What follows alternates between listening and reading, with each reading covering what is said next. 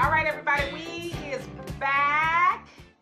Okay, so Kayla, we wanted before we will let you guys all come on here. And I want to see if you guys can see us just fine before we go any further, because we don't want the same issues that we had before. Notice I gotta lean in. It's okay. Like I said, I don't smell. Hey, Ronnie. Guys, can you guys see us pretty good? Can we get some thumbs up if you guys can see us? Yes, yes. Everybody's coming on. Gloria, Butler, Woolridge. Hello, everybody. We are actually doing our podcast, so we want to just kind of go live every now and then so you guys can watch what we're doing a little bit. This is the green screen behind us. We're in the studio. This is where I do all my bells and whistles. I could either use a green screen, a blue screen, or a red screen when I do my editing and stuff like that. So this is what I do to kind of keep busy when I'm not doing too much. Sydney's on as usual. I'm gonna turn my Wi-Fi on. And you know, we're just handling all of this stuff. So just let me know when you're ready. I just want to make sure. Can you guys see us? Both of us pretty good. I mean, I know you won't see us. You said I can see y'all. Okay, yes. Yes. Woohoo! Yeah. Let me move this down yes. just a little bit though, so you know, you don't cut our mugs off. Our mugs. That's fine. Too much. How's that? There we go. How's that, D? Too much? That's perfect. Are you guys dizzy yet? Yeah, you guys dizzy yet? All right. Yeah, Gloria says yes, she loves the show. We love you guys. All right, I'm ready to get it popping when you are. All right, let's do it. We're gonna start the podcast again. You guys, thank you guys so much for tuning in. A lot of stuff going on in the world. We're gonna be talking about reparations. Notice that nobody's talking about that anymore, and we're gonna also be talking about $1 billion baby shower. So stay tuned. Here we go.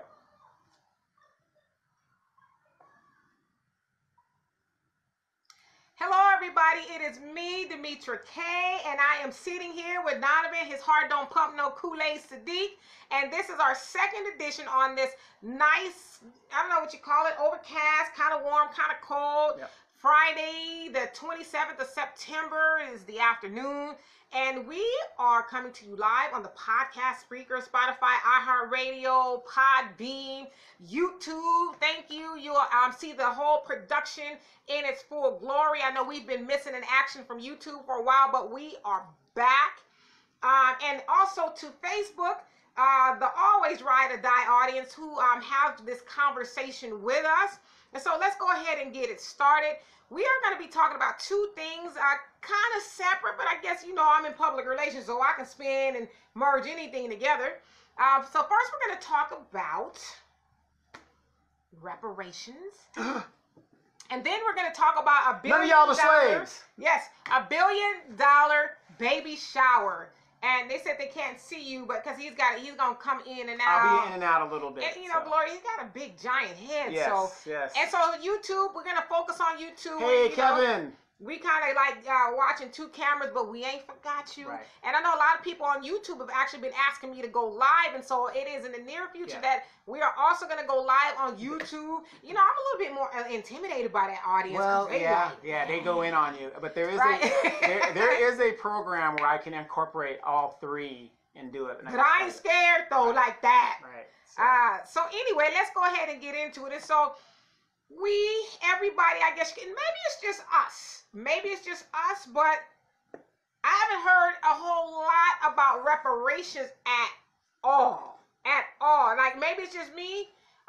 You know, because a couple months ago you was seeing about it or reading about it in the newspapers. It was on Facebook all the time. YouTube, I'm sure there's an audience that still talks about it, but I don't see it like coming across as much as it used to. Yeah. In fact, I haven't seen anything about reparations, I would say, in the last 3 weeks plus. I think it's longer than that. But notice at the debates, they don't talk about it at the debates at all. Yeah, and so have we gotten so distracted to where we just maybe we've forgotten about reparations, or are we just not talking about it anymore, or have we lost interest in the whole situation of reparations? So for those of you guys who live under rock, what is reparations and what is it about? The whole reparations thing is, as you know, we were promised reparations right after slavery. In fact, we were promised 40 acres and a mule. Some freed slaves actually got it, but it was taken back. That's a goddamn lie! It was taken back. And the reparation have been on the table on and off since then. So now in 2019, well, I guess you should take it back maybe 2018.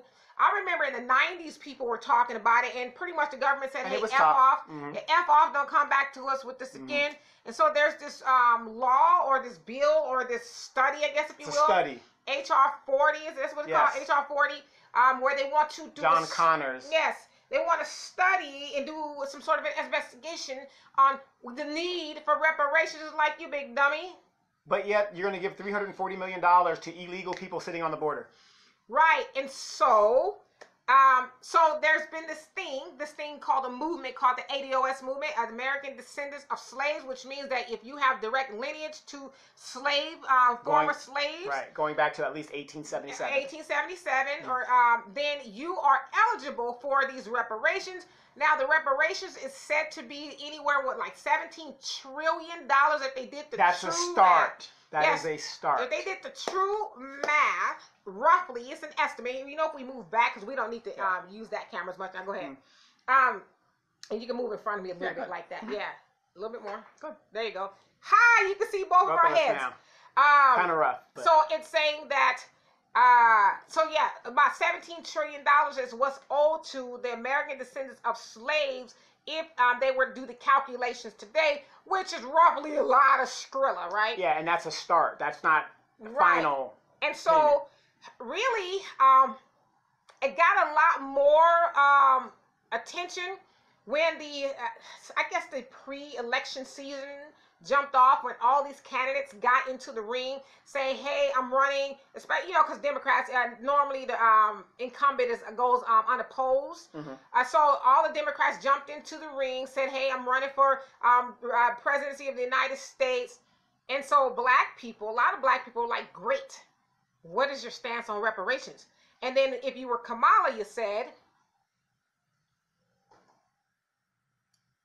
I'm not going to do anything for black people. No. Are you kidding? For black people? No. And they asked her, what's the first thing you're going to do if you got to get into office? I'm going to do DACA, and I'm going to do somebody else. Pathway to immigration. Yeah, pathway to citizenship. Nothing for black people. Climate control is up there. But so then the ADOS, people who claim to be ADOS, #ADOS, then said, okay, hell no.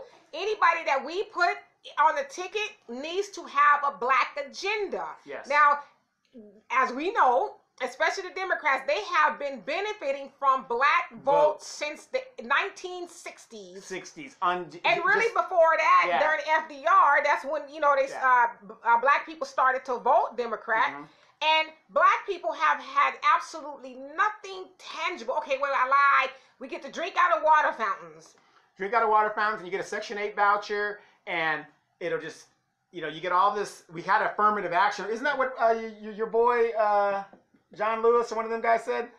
I thought reparations was no, he said Clyburn. Welfare. Yeah, he said welfare was reparations. Yeah, I thought affirmative action and welfare, that was reparations. Right. Yes, Miss Nancy. Right. And so, the ADOS crowd was like, not so fast. Not so fast. Okay? You guys being the Democrats, because we know Republicans don't give a damn. They know they ain't gonna get too much of the black vote. At first it's like, well, no, I don't, as Kamala was saying, I'm not gonna just do something for black people. No. Yeah. And that's really what she said and how she said it. Basically, what we do for everybody benefits everybody. A rising tide lifts all boats. Right. But we know that's a damn lie, because everybody, and then I hate to hear people say, well, black people didn't have an agenda, a black agenda. That's a lie. We've always had a black agenda. We are just now really unifying for most of us, or some of us rather, and saying we need you to go forth with a black agenda. So they've got an agenda passed for the LGBTQ plus IA right. Community, Hispanic community, Muslims, women, and anybody else you can think of has gotten their agenda passed. And so black people, I guess the ideology from a lot of Democrats and a lot of apologetic Negroes will say, well, there's a lot of gay people who are black. There's a lot of women who are black. Well, have you noticed recently, I put it up on my Facebook, Fat Joe is saying Hispanics are black. And that's when I said reparations must be coming. And another thing too, just a side note from the whole reparations thing. I just want you guys to think about this. So you guys know that Jay-Z has pretty much hijacked the whole narrative that Kaepernick had gone forward as far as the kneeling and this, that, and the other. And he said that he, being Jay-Z, was going to work with the NFL, to bring forth change. They got this initiative called Inspire Change. They're supposed to be bringing forth these things, and so he was supposed to be bringing talent, as far as the Super Bowl. And guess who you guys, because I don't watch the Super Bowl. Guess who's getting Shakira and Jennifer Lopez are gonna headline the halftime show. The halftime show. Great, I guess. Fine, but how is it that you, Jay-Z, and Shakira, from what I understand, is signed to Roc Nation? I don't know how true that is, but that's from what I heard. But what does that got to do with inspiring change? You got all these black people talking about this chess is not checkers, and wait and see what he's doing. It's all about the money. He keeps showing you what he's doing. He's not doing anything for black people in that regards. I don't want to say Jay-Z has never done anything for black people. He has, but in regards to him, just don't lie to kick it. It's your boy. But the point that I'm making is this: black people, you better wake your black asses up, okay? Because as you guys can see, black people, we used to be the target market. We are no longer, you know why we're not the target market? Why? Because they get our money without even having to target us. We just give it to them. And so now they have a new target market, and that is the Hispanic market. We'll go ahead and get J-Lo and Shakira, to do the Super Bowl halftime, and everything is catered to me. Just look around. Look around. Real quick. For those of you guys, if you guys that don't live in California, if you come to California, especially Southern California right now, you will see between the Asians and the Hispanics, their communities, Asian community, everything is in their native language. Now, Hispanic community, everything is geared toward the brown. Nothing is geared toward black. And here's what I don't understand. California's very expensive. How can you be a 19-year-old Hispanic girl with 3 children? I mean, they're just populating on a thing. Now, flip that. The black population since 1965 has been steady at 13%. 65 was what, almost 50, 60 years ago?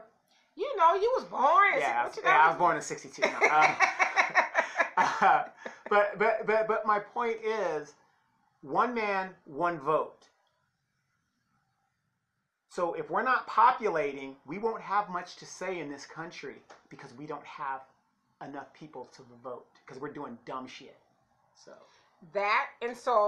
we are starting to not even matter as far as marketing and all that is concerned. They're not.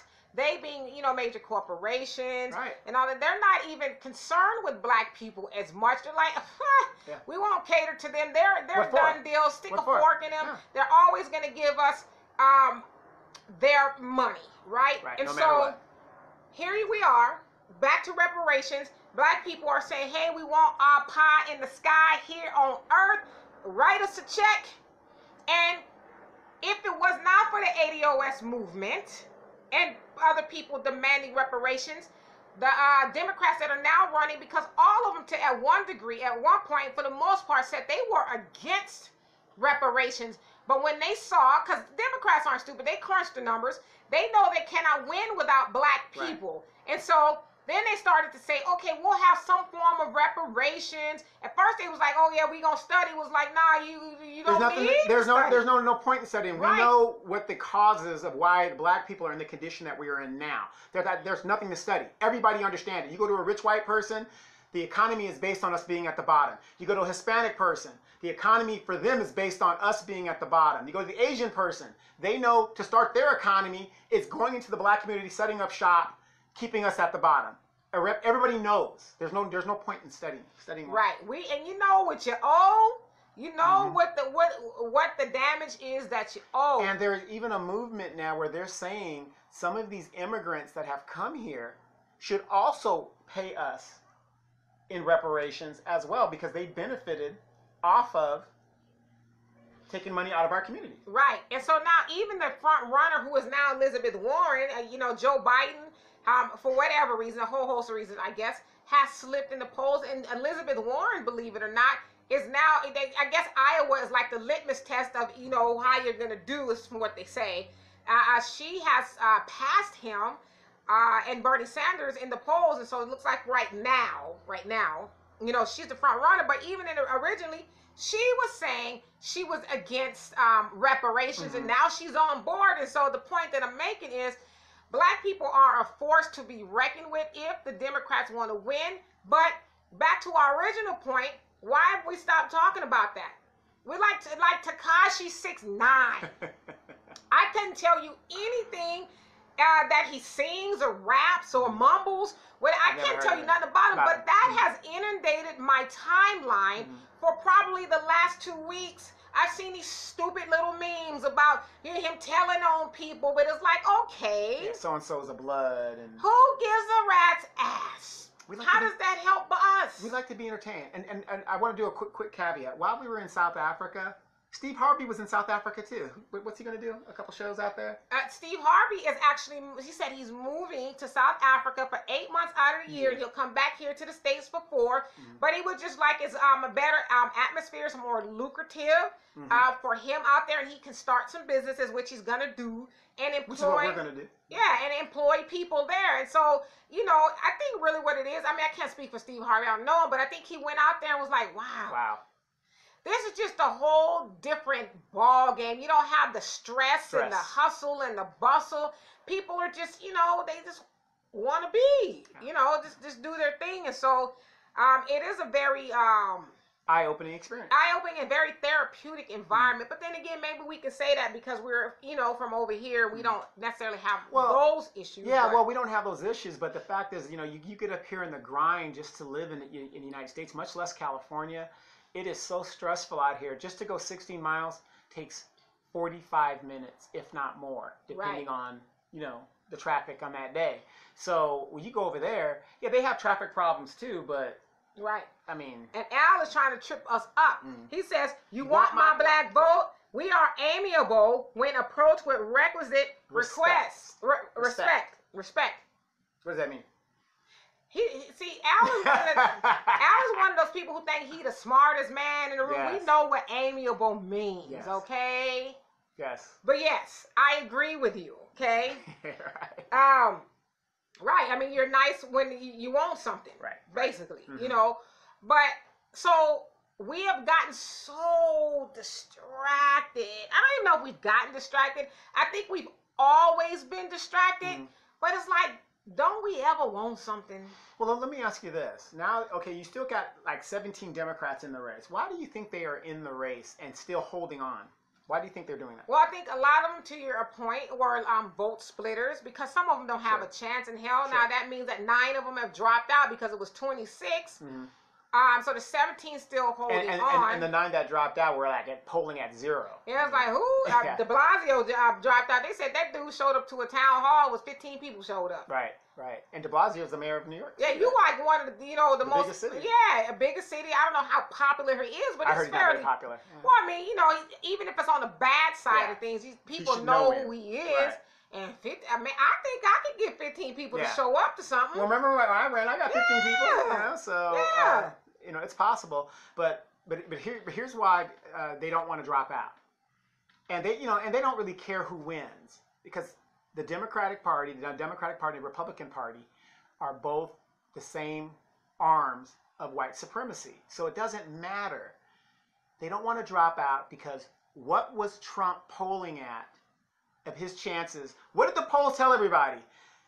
Hillary had an 80% chance of being the nominee, and whatever. They had to rig the Democratic primary, which showed you that she had no chance. And then they said Trump had a 600 and something % chance of being president. And then when we woke up. Exactly. So that's a good reason why, I should say you shouldn't drop out because, but then again, if the establishment doesn't want to back you, you don't have a chance anyway. Right. Because who was the chosen one? Remember 20,000 people in Oakland cheering Kamala and your boy Ricky Smiley? Come on, get out there, hey, get my Sororo, just vote for it, y'all. You know what? If Trump wanted to change the game, I doubt that he watches. Right. But if he wanted to change the game and change his little outlook, he would say, you know what, my African Americans, I'm going to go ahead and champion reparations. Yes. And you know what? The Negroes would be lining up. It's election today. Exactly. To vote for him.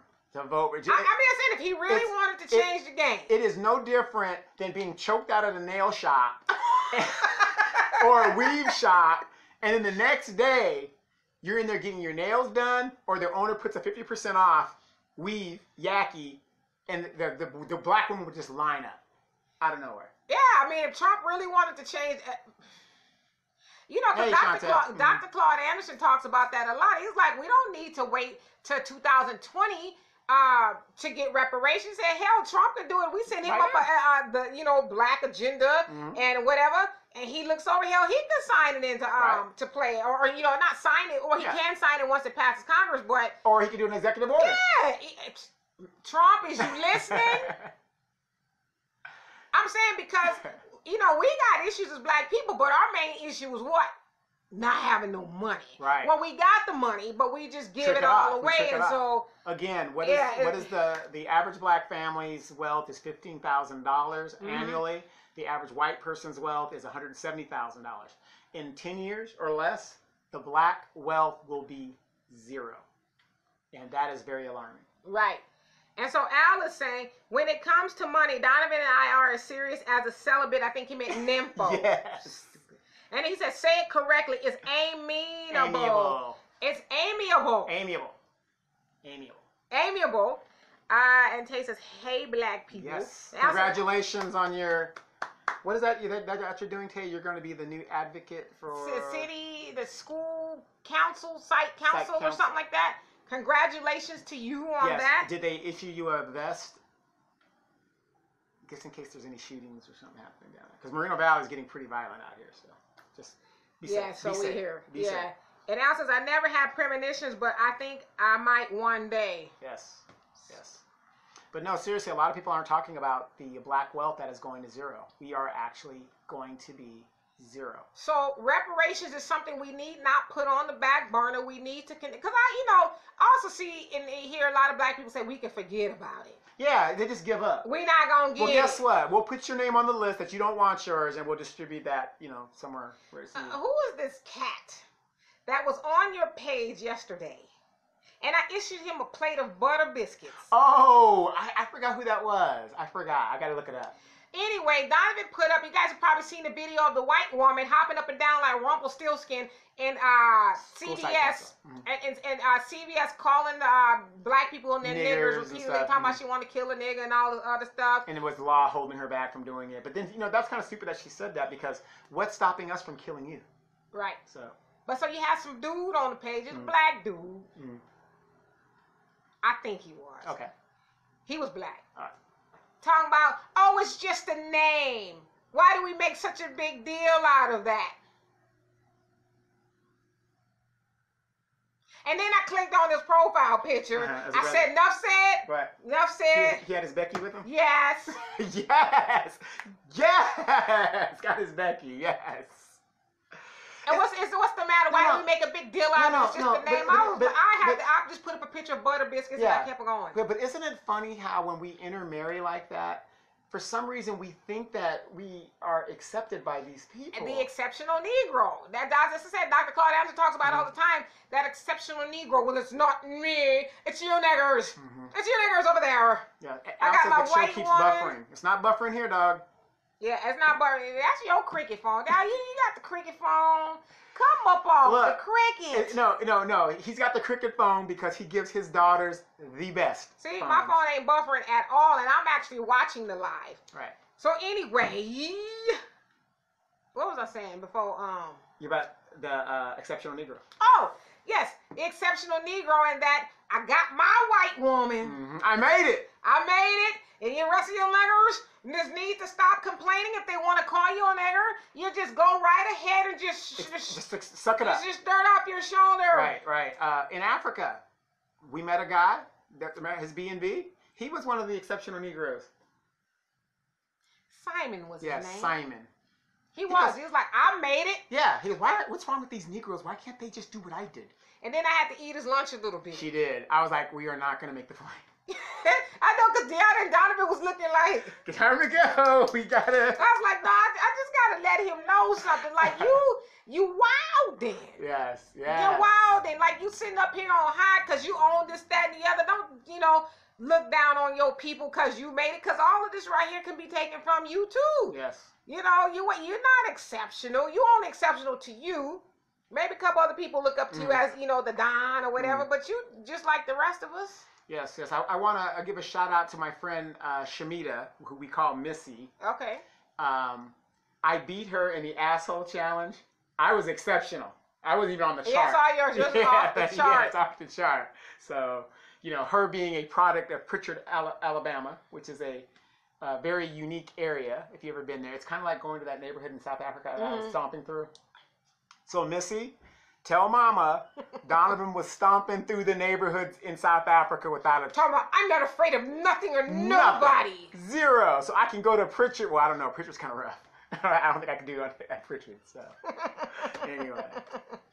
So yeah, we need to remember reparations. Let's not give up. Let's not let up. Let's not forget, because what's going to happen is, whoever the Democratic nominee is, they're going to slide right on in there, and we going to help them slide right back on. up. And you know what? I read an article. Y'all answer me tell me if, what you think about this.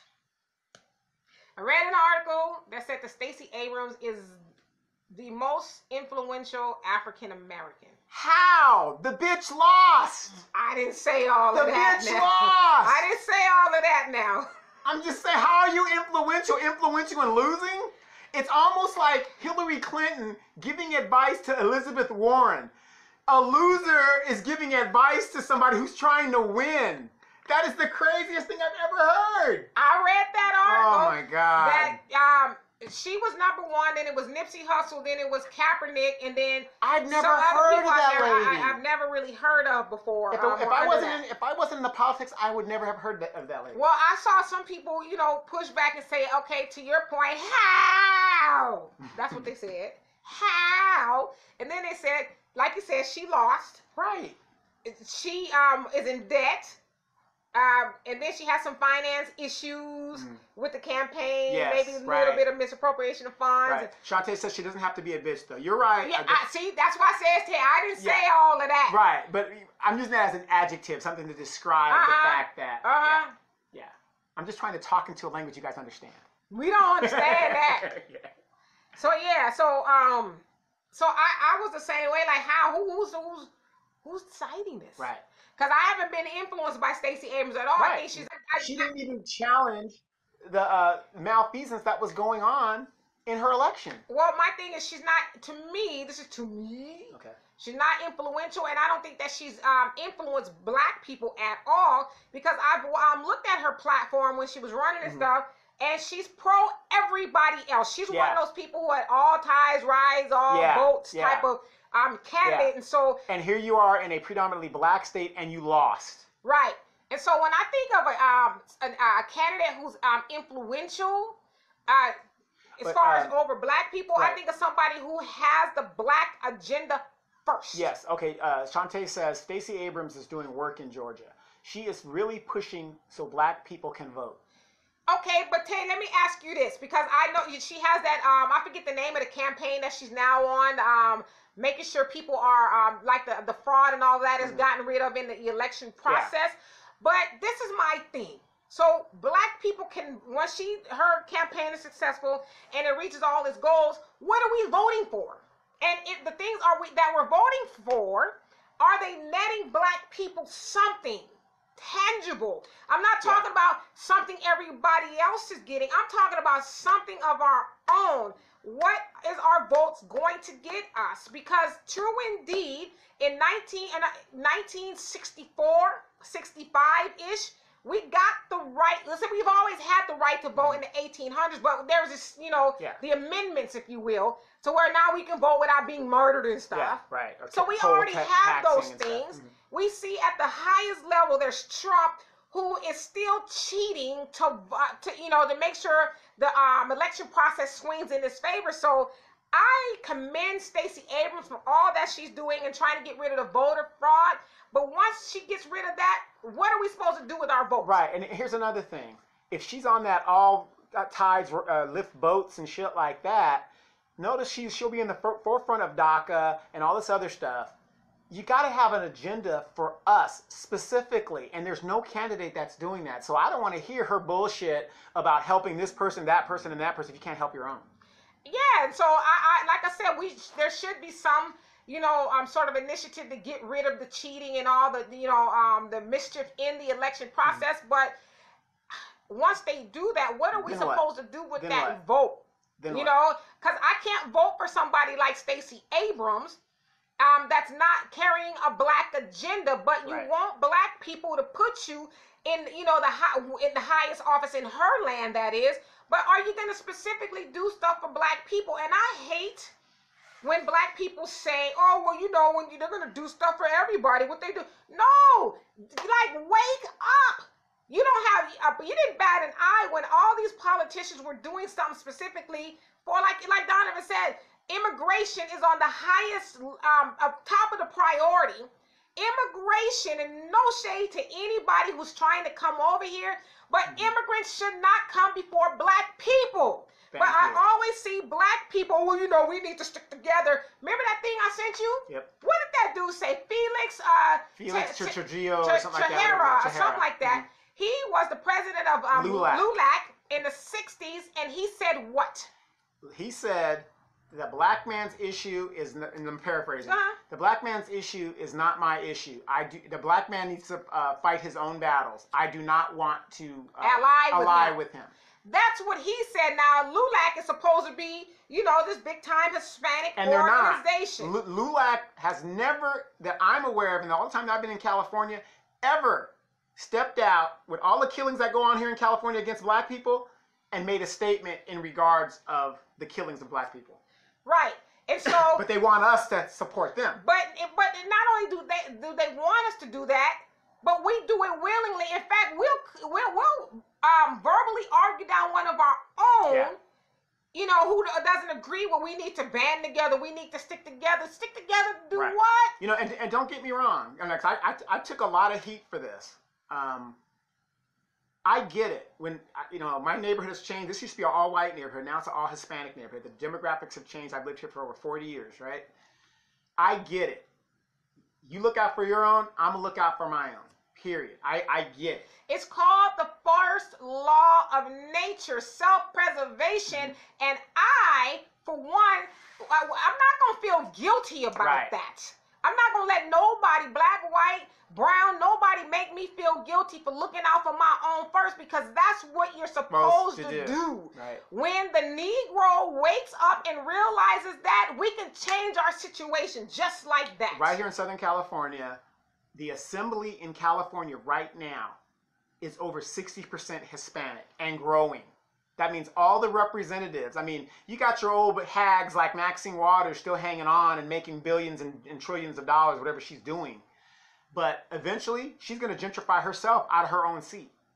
That's it, because she came really close last time when a Hispanic gentleman, and then he was talking crazy. Yeah, he was talking crazy about her. Yep. So after she, we need to have, pathway to citizenship. Yep. But yet this dude get up and challenge her and talking crazy. Exactly. And what does Tay say? And Tay says, there are some really good people trying to run in Georgia, and she is trying to make a way. We're not saying that she isn't. And she says, I feel y'all completely. Our politicians, we will speak in Spanish and talk a good game in black churches, but no one currently is stepping up to the plate. Right. Correct. Yeah, I mean, so I don't think we should be apologetic about that. And that's why I really, and I don't use the word hate a lot, but I really hate the fact that we as black people are always trying to include everybody else in our stuff. And there's an organization, I won't say his name because I don't like dirtying people up. But there's a brand, we know.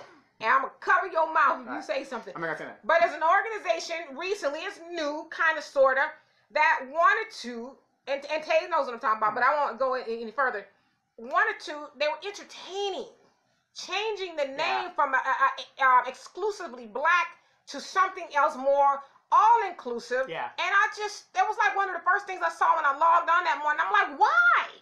Why are we even entertaining including, because the post said, because, isn't it also discrimination if we don't allow other people to come in? Basically, we can't cry about them doing it to us if we do it to them. And I'm like, I'll be a monkey's uncle. Is that what we own now? Right. Can we have something for us without always having to give the little bit we have to everybody else? So here's a good example. Let me read this right. Black people will chew up and spit out our own versus actually helping the cause. Hell, it happened in the black group I was in. Exactly. Are you serious? But here's my thing. When we were in South Africa and the Seychelles, what did you see versus who was serving and who was working? It was the white folks playing and the black folks working. And that was everywhere down there, just about. Right, just about. And then when we was in South Africa, it's just me. I didn't see no white people working. Now, in South Africa, there's a stark difference between, the wealthy and the poor. Very stark difference, right? But they do all have satellite TVs on their little shanty towns. But here's the thing. We're out there, right? And we're walking and we're at the Botanical Gardens. The white people are biking and just, just having a good old time. Right. I mean, it was like, and then you see these homeless people just there, just giving up on life, it looked like. And it's just, these white people just like, yes, this is the way it's supposed to be. Right. And so the little bit that we have, we need to keep it and grow. Like, you call me what you want, segregationist, separations, whatever you want to call me. I'm cool with that. I'm cool with that until we get our foundations sturdy, rocking and rolling, and doing what we got to do. I'm not interested in including everybody else because, for one, they're not interested in including us.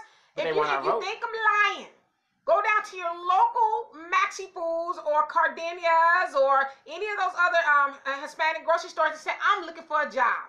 They're going to be like, I bet you are, my friend. Go to the Asian store, go to the Arab store. And they're going to be like, no, family business. I bet you are looking for a job. Shalinda says, I think you missed one up. No, that was already that one. About the unity? Mm-hmm. We need to, Shantae says, we need to unify and uplift, educate and move us up together. We're already doing that. We know that. We need to stop trying to see one another as competition.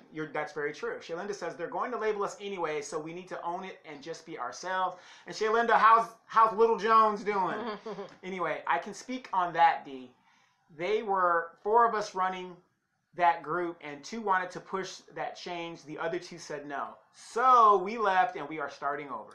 I'm so glad, because, Tay, when you asked me and Donovan to rock with you, I called Donovan. Yeah. I was like, I said, that's our girl. We're going to have to ride with her, but I said, I see the writing on the wall. And Donovan will tell you, I'll show you the call log when I called him that day. I said, I see the writing on the wall. I see what's going on. And it's sad to me that it was going in the right direction. And obviously there's some other motives going on. But you know what, Tay?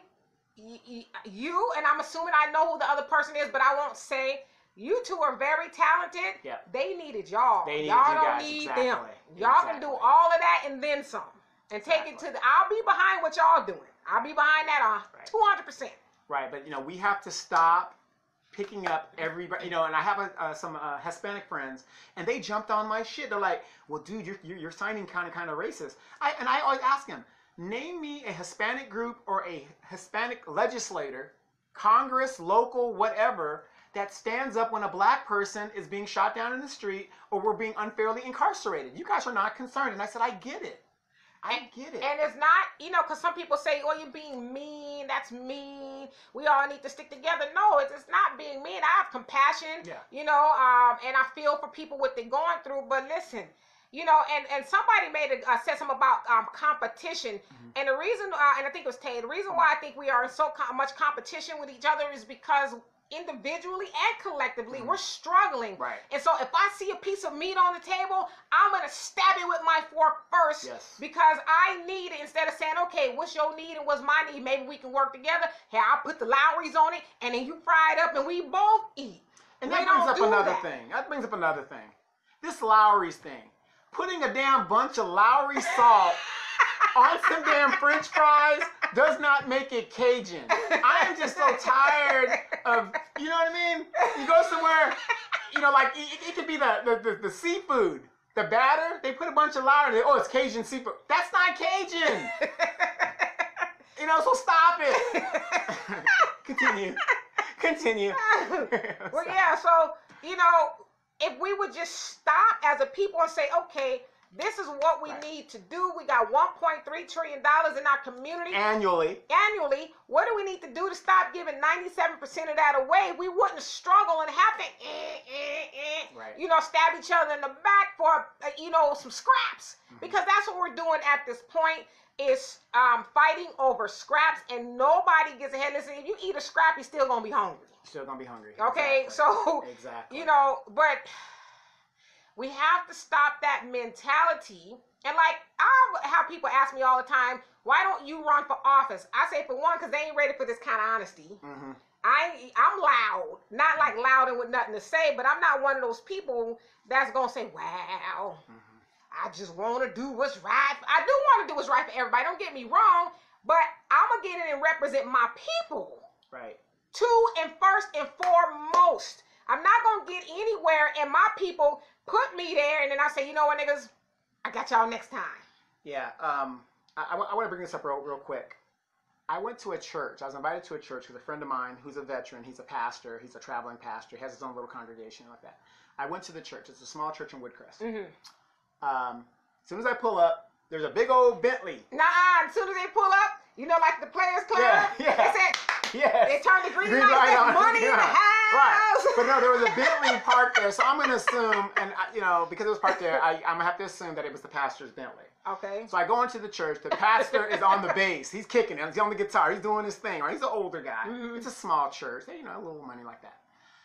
So I see my friend that invited me, and I say, hey, because I had already gone to my church. I said, hey, it's football season. I want you guys to look at these scenarios. It's football season. Catholic church, 45 minutes, you're out of there no matter what. Right. Jesus was wonderful. See you next week. Okay? So I go to my friend and I say, I hope this isn't one of those, churches that want to be in here 4 or 5 hours. And it was Pastor Appreciation Day. Oh, you should have just checked out right there. Okay. When you heard that. No, but I wanted to hear her brother, who was the guest speaker. He was really good. No problem with him. The pastor gets up and he goes, I'm not going to preach. Hour and a half later. Okay. One of the problems that we have in the black community is we don't respect each other's time. If I was Mr. Charlie, now we know in California, people, you got to go to work the next day. You got to cut the grass. If you're doing that, you got things you want to do, spend time with your family. These black butter biscuit churches do not respect the time. Okay? I didn't appreciate, I don't want to be rude either, but I didn't appreciate being there.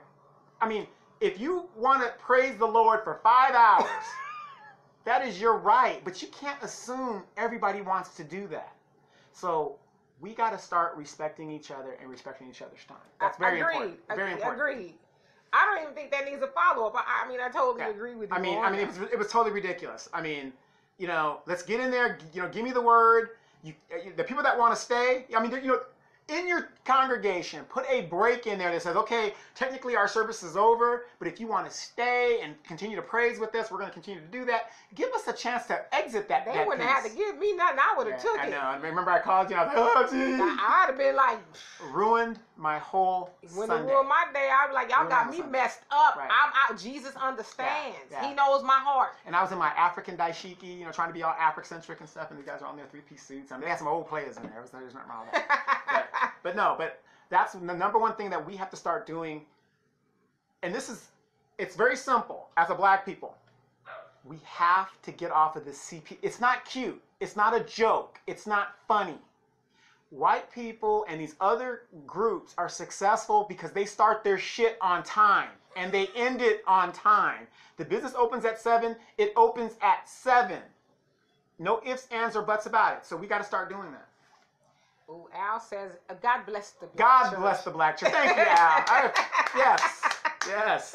How much time we got? We got 1 minute and 42 on the Oh, podcast. man, but we still got to talk about The billionaire baby shower. We can still talk about the billionaire baby shower. So anyway, podcast. I'm sorry we didn't get to talk about the $1 billion baby shower here. But check us out on YouTube. It's going to be up on YouTube. Yes, we will talk about it on YouTube. What channel is it going to be on?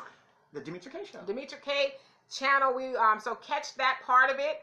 We're going to go on about another 15 minutes or so. Yes, and for those of you guys, just a quick note. Whenever Demetra is on the show, and she's doing the majority of the talking, all her stuff goes to her page. Yeah, that's my segment. And then my segment goes to my page, so that way you guys know. All right, so let's talk about this $1 billion baby shower. What's that about? Some of you guys have probably already seen it, but apparently Mark Zuckerberg and his wife, I can't remember her name, but they're having another baby. Mm-hmm. And Asian chick. He's married to the she's Korean. Asian. Korean. If you see this baby shower, it looked like my baby shower in 1992. No, it had the Wives of Atlanta. It had the big old thing. Didn't, no. What's her name? Phaedra's son, Aiden. King or something. Aiden or something like that. Yeah. She had all the thing and brought him in as a pharaoh and just elephants and crap. So anyway, Mark Zuckerberg's baby shower looked like mine did in 1992. We got together in my mama living room. Mm-hmm. Somebody made the cake. Somebody blew up the balloons, and we had those little, And Deanna's sitting there like she does now. No, she was here. My daughter, I was pregnant with her. Okay. But we had my mama fried some chicken. Mm-hmm. It was a baby shower. Now we see these baby showers now. Wait, hold on. Before we get to the baby shower, you got to have a gender reveal. Yeah, you got to have a gender reveal now. Where they, popping balloons and the pink and the blue come out, or they having some doves flying, and then if the blue one fall out, then that's a baby. It's a boy. I have a question for you. How do black people do all that and our wealth is less than $15,000 a year? The answer is in the question. Okay. That's why our wealth is less than $15,000 on average a year, is because the gender reveal is not, and these big elaborate baby showers aren't just something we do, but we do them a lot. And so the point that I'm making is, so Mark Zuckerberg is a billionaire. He is at first, before Kylie Jenner, the youngest billionaire ever, right? He and stole he's my having idea. a regular, it don't even look like it's at a mansion. It look like it's at somebody's house. It look like it's at... Funny thing. You see this shirt I got on? This is the Mark Zuckerberg shirt. This is how he dresses. And in the baby shower, he didn't have on no giant Rolex, and his wife didn't have on it didn't look like it came from Tiffany's. And she looked like she had a muumuu on. Right. He had, like you said, like a shirt like Donovan, some blue jeans, and he's on the floor, looked like he had a blindfold on, scoopers, just like it wasn't nothing elaborate. And I'm like, ain't that some mess? No, it isn't mess. No, I'm saying it's a mess if you think about it on the flip side, because we are always trying to show that we're wealthy. And we're not. And we're not. Cash poor. Right. I mean, some of these baby showers probably... I went to a baby shower. They had a DJ. Yeah. Catering. And I was like, is this a wedding or is this a baby shower? Well, what I don't like about these baby showers now is they're giving baby showers for the daughter that's probably still in high school, and then she wants to bring her friends. That is a bad example of what... I wouldn't want my daughter going to her pregnant friend's baby shower, because I don't want her to think that that's okay. Yeah. I mean... I'm on both sides of the fence with that. But when I saw those pictures immediately. I'm like, here this dude is. He can reinvent. He can change the name Baby Shower. Right. He's so wealthy. He's got so much money, and here they are just having an average run-of-the-mill, regular old whoop-de-whoop baby shower. No big deal. It wasn't no, carriages. Right, and you will find most white people are like that. I mean, rich white people, they don't make a big deal. I mean, it's just the simplest things. Well, yeah, I mean, I'm not saying if you don't have the money, you shouldn't do those things, but, if you financially, I don't like to use the word broke a lot, but if you financially challenged, same thing. Yeah, same thing. I mean, you should not be breaking the bank, to do these things. Like, who cares? These people gonna come eat a piece of chicken and some cake, drop you off a gift, and they gonna leave. Okay, a good example. We just did a transcontinental flight, right? And me and Dee are sitting there, we're stretching out, doing whatever we got to do, right? Why people would rather spend an extra $1,000 to be in first class? When you get off the plane, nobody knows what position you're in. And this is what I was trying to explain to Dee and her daughter. I said, why is Southwest so successful? Because your expectations are down here. All you expect is to get on the plane, get a bag of peanuts or pretzels, and then get to your destination. That's it. They don't promise anything. Thank you for flying Southwest. That's it. And you just want to get there. You don't care if you're packed in like this. Whereas the international flight, you got people, I got to be in first class. That's just ridiculous. And this fool walking through first class talking about ridiculous. They're all going to get there the same time we are. It is ridiculous. I'm like, look at these fools. Extra $1,000 just so you can stretch your legs. You can get on the plane. And then he talk about if the plane go down, they going first. Yeah. That is very true. A plane always goes nose down first. So if you're in first class, you have no chance. No chance whatsoever of like, survival. Get up. Yeah. Change seats with me. Exactly. Now, Demetrius Al, guy 6'4", 6'5", right? Once you're on the plane and you're being inconvenienced, you can go and say, if there's enough room, and say, can I change seats? And they'll put you in the emergency aisle where he can stretch his legs. Right. Free of charge. Yeah. Free of charge if there's room. No problem. Right. And so I just wanted to bring that up about the billionaire, I should say, baby shower. If there was no bells or whistles. At all. I mean, I've never... Like I said, that baby shower reminded me of my baby shower. Was no bells and whistles. We had some streamers, from the 99-cent store or whatever. That was as much bells and whistles as it was. That's what reminded me of something that we used to do back in the day. But you go to some of these baby showers, they got El DeBarge singing, and they got, the Migos, they dancing. It's kind of like the prom night. These single moms get all dolled up because, they were pregnant at the time of their prom. And they're taking their sons. You remember that woman that went into debt, like $65,000 in Baltimore? She actually got in trouble. Yeah, because she was on Social Security. Or something crazy. Like that. But she had to bring the sand and helicopter. Egypt. Oh, it was. Yeah, she rented a helicopter and all that kind of stuff for his prom.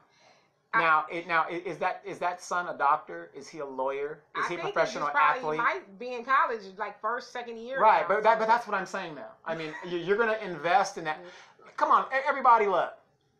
We know what our kids are about. If your kids ain't shit, your kids ain't shit. Just admit it, okay? Is my sons all that? No, but they have all the tools to be successful. And from here on out, it's up to them. And I leave it at that.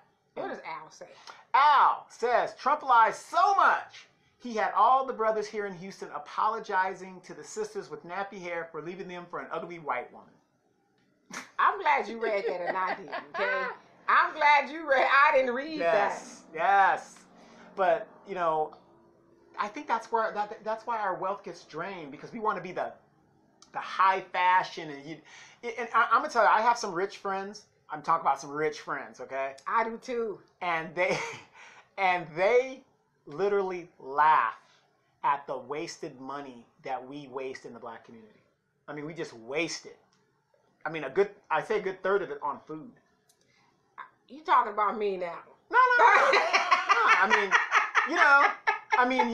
I'm talking about, just the food that we eat. No, well, we waste it on a lot of stuff, and food is up there. It's up there amongst the things that we spend an excessive because you need food, right? Yeah, but it's up there with the excessive amount of things that we spend money on that we don't need to. eating out and all that kind of stuff. But you know, I would just say, look at, like, I read this book years ago called The Millionaire Next Door, and Mark Zuckerberg and his wife, right? Mark Zuckerberg and his wife are the perfect example of that. Yes. They are not flashy with it. They're just probably living an everyday life. Now, obviously, they can do what they want, but they ain't got a front for you. They ain't got to put on airs for you. You ain't got to lie to kick it. Exactly. Again, Al says, male thoughts. Fat guys with keloids on their ear. Light-skinned brothers with green eyes. Brown men with deep waves. You got the little primp waves going. And dark men with nappy hair and any other black guy still wearing braids. And women think that's sexy. They think that is sexy. You and Al have a problem with men wearing braids. When you're a 40-something-year-old man... What if they're neat? No, I don't like that. But guess what? We're going into Halloween season. So what does that mean? You will not get me in on this discussion. Halloween season. I will either be putting my... Well, I don't even know why I bought Spock Spock I thought ears. you was going there with the black women. No, I don't even know why I need Spock ears. My ears are already naturally pointed. Okay, let me answer that for you. It's Halloween season, and that means that any given day I could show up over here, and this fool could be running around in either a Spider-Man. He's got a couple of Spider-Man outfits. It could be the black one, the red one. I'm ordering the Black Panther. They're ordering the Black Panther. He could be Spock. He's Right. got a treasure trove full of wigs. Yes. So there's no telling who this fool can be. Yes. Okay? My and favorite time I of just year. don't even I'm not even fazed by it. What's happening down here? Wait, now I got my African dashikis. Yeah, oh, so gosh. now you guys are going to see me. I'm going to play eBay from Good Times. Our The one that homeboy was from, dating. from Uptown Saturday Night, Yeah. when the black constituents would come in, he turned the picture around. Yeah. That's who you gonna be. Right. But before we go real quick, I had an opportunity to go back to our old stomping grounds. The quad. At Riverside, back when we went, it was community college. Riverside Community College, Community not college. City College. It's back to City College. It was Right. City before that, and went to community. Right. Okay. So now it's City College It's again. RCC. RCC. And I remember when that quad was dedicated, because they had just built the Martin Luther King Library. Is it still Martin Luther King Yeah, Library? still Martin Luther King, but it's a teachers, for the It's not, teachers it's now. like Cesar Chavez now. No. The new library is some kind of Hispanic guy. Got it. I figured that. Yeah. So that it's a digital library or something like Mhm. that. But I looked at that and I said, wow, where's the time gone? Because we were all sitting there like fools, not going to class because there's no bell in college, or those of us that have been to college and stuff. And Right, ain't no yard teacher. Right. Come on, get your ass to class. But here's the funny thing about that. It brought back a lot of memories, and when you're an alumni, it brings back memories.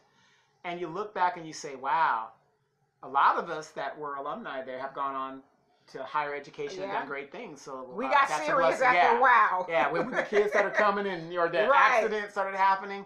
So if you ever get a chance to go back to that very first time you attempted college, when I first went to RCC, I took Black History thinking I was going to be smart. Man, Yeah. you and me both. We was like, wait. I was failing Black This History. ain't, I thought we was going to talk about roots and stuff. Right. Never assume because you're from that culture I that actually you know dropped about that the class. So did I I. was like, you got I me was messed failing. up. I ain't ready for this. Who was the instructor? He was when I went through, it was an instructor. He had like an accent. I know you're talking about, but He was from another country. And he's like, you better be reading. And us thinking, I don't need to read. I'm Black. I know everything. We thought we was going to be Malcolm X. Right. Harriet Tubman, I know that. I read the autobiography of Malcolm Right. X. I'm going to pass this class. Right. Frederick Douglass. I read the Southwest Passage books and all we that. going to pass. Right. Easy B.A., Right. That was a tough ass class. I was like, nah, I don't even want this one-legged A on my transcripts at all. Yeah, and I think it's still on my transcript. I had an F. I got to buy it there. Yeah, so Al says, my daughter Alicia's uncle's wife is so ugly, she looks like a picked booger. Yikes. Dry or wet? Ah! That is so nasty and disgusting. So if you ever get a chance to go back to your alma mater, do that. And, of course, your alma mater always asks for money. Contribute what you can. I mean, They need to give me some money. Yeah. I mean, RCC got enough of my money. I usually give them at least $100. Now, I went to 8 different schools, I think, or 9. I think. What are you giving the money for? An alumni? It's just the Alumni Association. Okay, I tell you what. Just cut to the And chase. give you the alumni direct. Hey! You cut the administration fee and Right. all the whoop-de-whoop. Well, and when just give it right to the person. Well, when you give, you're in the book, so they can look you up and say, Do you really care? no, I don't really care. I'm on Facebook to check it out. Right. So. But hey, you guys, please don't forget to check out Demetra K on Sundays, 3 p.m. Facebook Live. We're going to be doing a lot of live. We're going to get back on YouTube. We're on Spotify, whatever. So if you're sitting in traffic, you want to listen to some good conversation, tune into Demetra K, and your show's there by itself. And we will be on here Sunday. Yes, we will be here Sunday, and we're going to have a nice topic for you guys to talk about. Again, I already know what it's going to be. Check out our adventures in Africa, because I haven't uploaded it yet because I've been trying to catch up with a lot of stuff. Same here. So give us a little time, but we're going to upload all our videos in Africa. And if you saw my latest commercial I put up about the Demetra K show, did you see it yesterday? I did. I like that part. You're like, dope. And she had a little afro on and everything. And not this Sunday, but next Sunday I'm going to have some braids. Okay. You're going to go with the braid thing? Well, you always look good with braids. Are you gonna have the it's cool down braids? now. They're gonna be long. Are you gonna have the what's that show?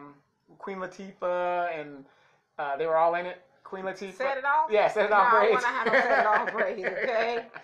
Now they're gonna be long and luxurious. Yes. Okay. Awesome. So we're gonna see that next week. But any other last minute words you want to tell everybody in regards to the week coming up or the elections? A closed mouth don't get fed, and a closed hand don't get bread. That is true. And always remember this. Please just remember this.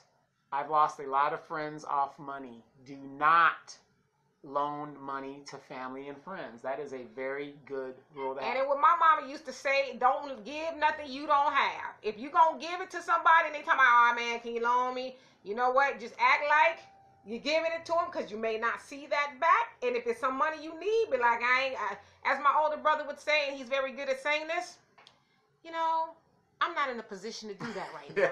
Yes. Right.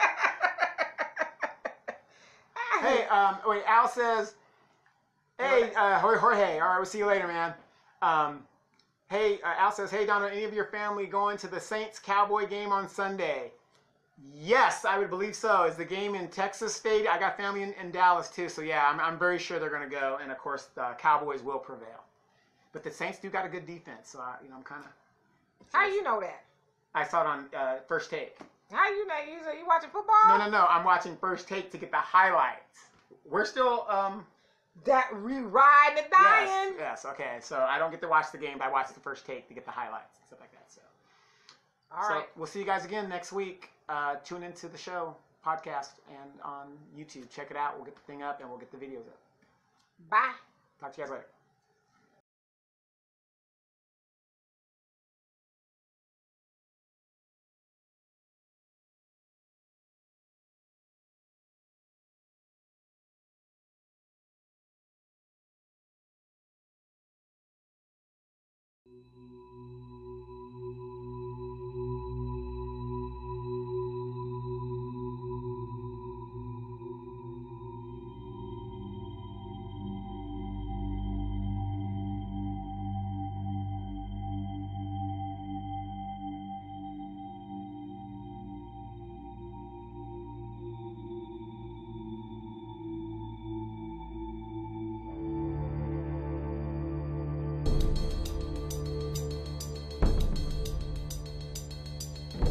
Yeah, so there's a lane running this side. But how much would you say is it still? Renting there. So one shack is missing there. Can you see that? Some are quicker. What? You come through?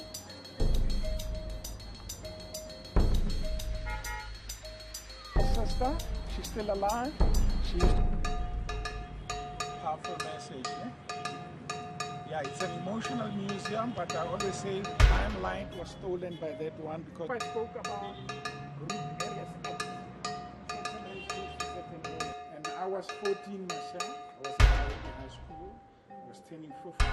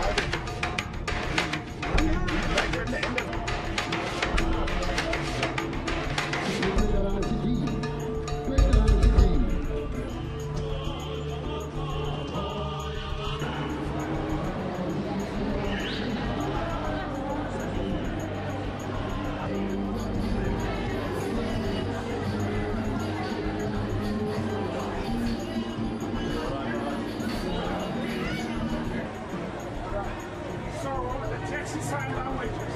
Yeah, these ones here go to Pretoria.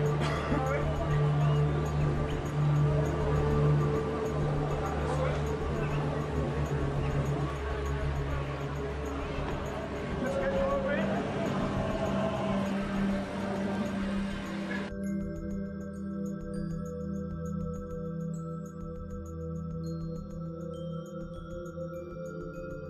Connect with the ancestors. Chase away evil spirits. And we got lots of medicines.